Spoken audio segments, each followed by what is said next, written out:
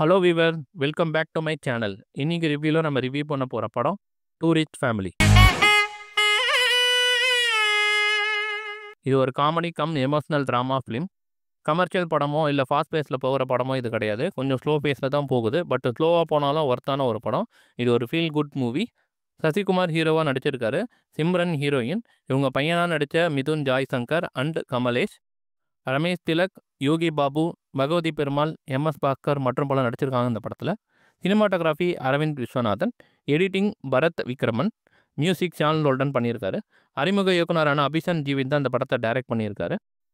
படம் ஸ்டார்டிங்லேயே தெளிவாக ஒரு விஷயத்தை போட்டுடுறாங்க. அது என்னென்னா, இலங்கை தமிழில் பேசுகிற மாதிரி போட்டால் நம்ம யாருக்கும் கண்டிப்பாக புரியாது. அதனால் உள்ளூர் தமிழையும் சேர்த்து தான் பேசணும்னு தெளிவாக ஸ்டார்டிங்லேயே போட்டுடுறாங்க.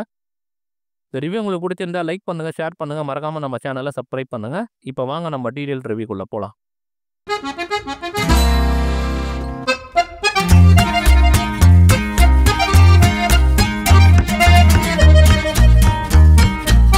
டூரிஸ்ட் ஃபேமிலி படத்தோட கதை என்னன்றதை டீட்டெயிலாக பார்க்கலாம். சசிகுமார் அண்ட் சிம்ரன் 2 பேரும் புருஷன் பொண்டாட்டி. இவங்களுக்கு 2 பசங்க. இவங்க பேசிக்கலாக இலங்கை தமிழர்கள். சசிகுமார் தன்னோட குடும்பத்தோட இலங்கையில இருந்து கள்ளத்தோணி மூலமாக ராமேஸ்வரத்துக்கு வராங்க.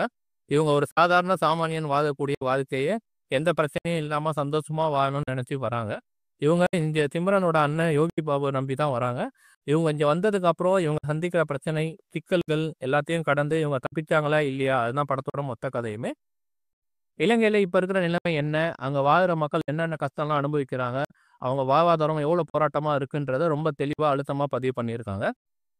அரவிந்த் விஸ்வநாதனோட விஷுவல்ஸ் எக்ஸலண்ட்டாக இருக்குது. இந்த கதைக்கு என்ன தேவையோ அதை சரியாக சிறப்பாக செஞ்சுருக்காரு. ஃபர்ஸ்ட் ஹாஃப் ஃபுல்லாக காமெடியில் கலக்கியிருக்காங்க. செகண்ட் ஹாஃப் ஃபுல்லாக எமோஷனல் ட்ராமாவாக நகர்த்திட்டு போயிருக்காங்க. பர்ஃபார்ம் பொறுத்த வரைக்கும் சசிகுமார் வேறு லெவலில் பண்ணியிருக்காரு. ஒரு புருஷன் மனைவியை குடும்பத்தை எப்படி காப்பாற்றணும், குடும்பத்துக்கு ஒரு பிரச்சனைனா எப்படியாவது கஷ்டப்பட்டு தன்னோட குடும்பத்தை காப்பாற்றுன்னு ஒரு பிரமாதமான நடிப்பு சசிகுமார் கிட்ட இருந்து. சிம்ரன் செகண்ட் இன்னிங்ஸில் பண்ண படங்கள்லேயே one of the best film இந்த படம்னு சொல்லுவேன். பசங்களாக நடித்த 2 பேருமே சிறப்பாக நடிச்சிருக்காங்க. பெரிய பையனுக்கு ஒரு லவ் ப்ரப்போசல் சீன், தன்னோட காதல் எவ்வளோ வரும், ஒரு ஸ்டேஜில் வர மாதிரி இருக்கும், உட்காந்துட்டு பேசுவாங்க, அந்த சீன் ஆகட்டும். அதுக்கப்புறம் சின்ன பையன் ஒரு சீனில் வந்து சசிகுமாரை டான்ஸ் ஆட சொல்லுவான், அந்த சீன் ஆகட்டும். ஆல் தொட்ட பூபதி சாங் வர சீன்ஸ்ன்னு நிறைய சீன்ஸ் வேறு லெவலில் தெரிச்சிருக்கு.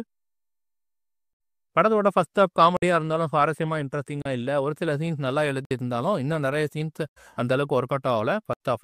ஃபர்ஸ்ட் ஹாஃபில் இன்னும் கொஞ்சம் ஸ்க்ரீன் ப்ளே பெட்டராக பண்ணிக்கலாம்னு தோணுச்சு. செகண்ட் ஹாஃப் எனக்கு ரொம்ப பிடிச்சிருந்து. எமோஷனல் சீன்ஸ் நிறைய இடத்துல ஒர்க் அவுட் ஆகி இருந்தது. கிளைமேக்ஸில் சசிகுமார் பேசுகிற வசனம், ரமேஷ் திலக் பேசுகிற அந்த ஒரு வசனம்லாம் வேறு லெவல் சம்பவம். ஒரு மனுஷனுக்கு சந்தோஷம் எப்படி இருக்கணும்னு சசிகுமார் பேசி விளக்குற சீன் ஆகட்டும். கண்டிப்பாக இந்த சீன்ஸ்லாம் செம கூஸ்பம்ப்ஸ் ரசிக்கும்படியாக இருந்துச்சு.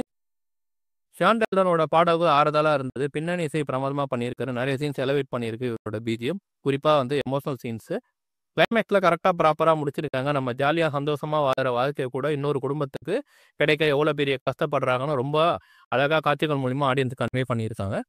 நெகட்டிவ்ஸ் எனக்கு வந்து பார்த்திங்கன்னா எதுவும் பெருசாக படலை. ஃபர்ஸ்ட் ஹாஃபில் ஸ்க்ரீன் ப்ளே மட்டும் தான் கொஞ்சம் ஸ்லோவாக இருந்தது. மற்றபடி பெரிய நெகட்டிவ்ஸ்னு எதுவும் இல்லை படத்தில். இருக்கிறத வச்சு சந்தோஷப்படணும்னு பெரியவங்க அடிக்கடி சொல்லுவாங்க. அதை நிறைய சீன்ஸில் அழுத்தமாக பதிவு பண்ணியிருக்காங்க. ரொம்ப நாள் கழிச்சு ஒரு ஃபீல் குட் ஃபிலிம், ஒரு நல்ல சோஷியல் மெசேஜை கன்வே பண்ணியிருக்காங்க இந்த படம் மூலமாக. இந்த படத்தை தேட்டரில் போய் பார்த்து சப்போர்ட் பண்ணி என்கரேஜ் பண்ணுங்க மக்களே. அப்போ தான் இந்த மாதிரி படைப்புகள் நிறைய வெளியே வரும். ஒரு சின்ன பட்ஜெட்டில் எடுத்துக்கிட்ட கதையை நேர்த்தியாக சிறப்பான ஒளிப்பதிவு, நல்ல பர்ஃபார்மன்ஸ் பண்ணக்கூடிய ஆர்டிஸ்ட் எல்லாம் வச்சு டெக்னிக்கலாக நல்லா பண்ணி ஃபர்ஸ்ட் படத்துலேயே முத்திரையை பதிச்சிருக்காரு இயக்குனர் அபிஷன் ஜீவின். அயோத்தி படம் எனக்கு ரொம்ப பிடிச்சிருந்தது. நம்ம சேனலில் இருந்து சசிகுமார் சாருக்கு ஒரு பெரிய வேண்டுகோள், வருஷத்துக்கு ஒரு படமாவது இந்த மாதிரி ஒரு ஃபீல் குட் மூவி பண்ணுங்க. இந்த மாதிரி படங்கள் பார்க்கும்போது மனசுக்கு ரொம்ப ஆறுதலாக, மனசுக்கு நிறைவாக இருக்குது. ஓவரால் நீங்கள் ஃபேமிலியோட பார்த்து என்ஜாய் பண்ணக்கூடிய ஒரு பொழுதுபோக்கு படம் தான் இந்த டூரிஸ்ட் ஃபேமிலி. கிரிட்டிக் குபே ரேட்டிங் 3.5 out of 5.